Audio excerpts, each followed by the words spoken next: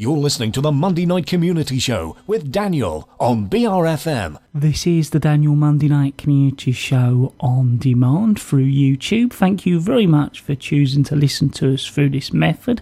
If you'd like to keep up to date with when I add new interviews, then subscribe to this channel. We're next going to be talking to Sharon Wood and some of her students to keep an update on the Apprentice. Firstly, thank you very much for updating our listeners. Oh, hello, Daniel, and you are welcome. Well, I was hoping you could let our listeners know what the progress is. Well, we had our first challenge last week.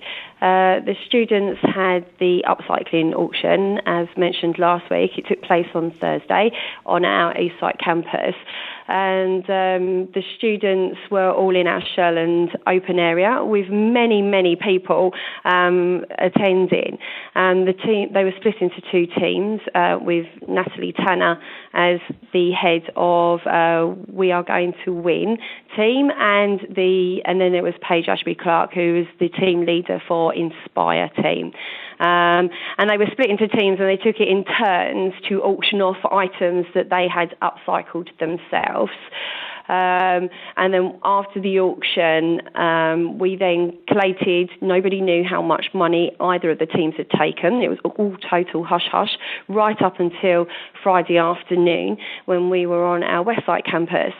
We had judges, Ken Pugh, Michelle Goby, Andrew Dealey, Maxine Newbury, and a member from Swale Borough Council, Jill, who were on our judging panel.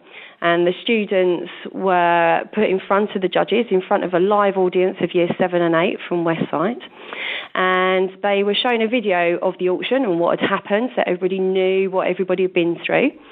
And then they went through the grilling process of being questioned by the judges, which was quite nerve-wracking, to be fair.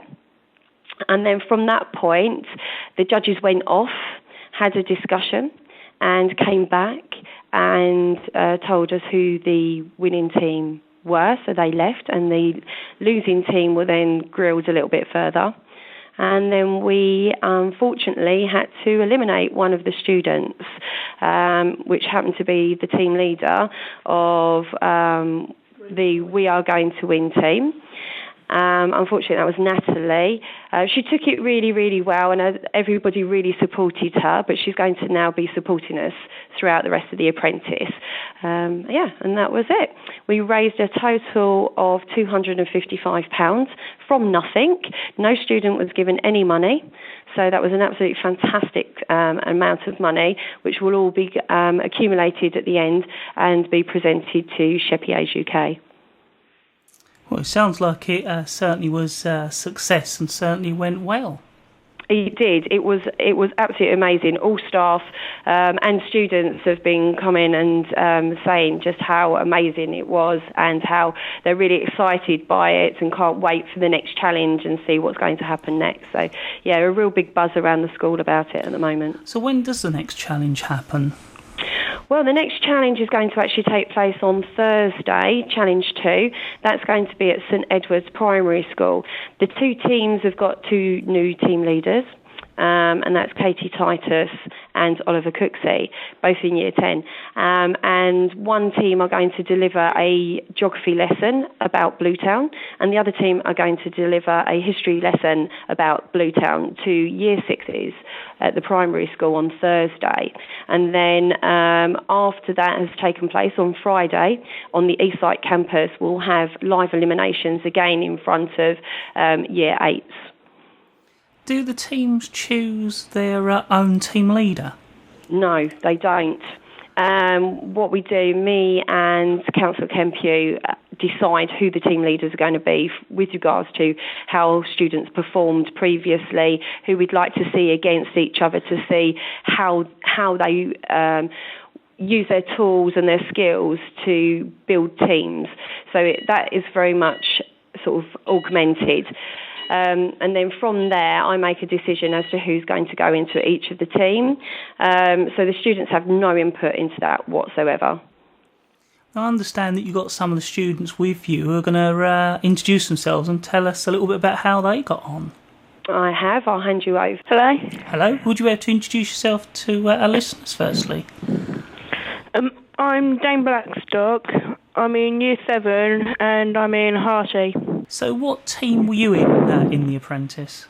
I was in Inspire. So how did it go for you, and what did you actually have to do as part of being in that team?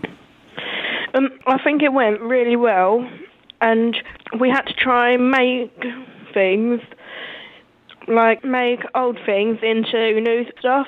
So one of my ideas were, some people cut holes in books to keep things hidden, Right. and that's what I've done. Okay, so I understand that there's another one of the students that was on the team. I was hoping you could pass them over for us. Hello, Hello, would you be able to introduce yourself to our listeners?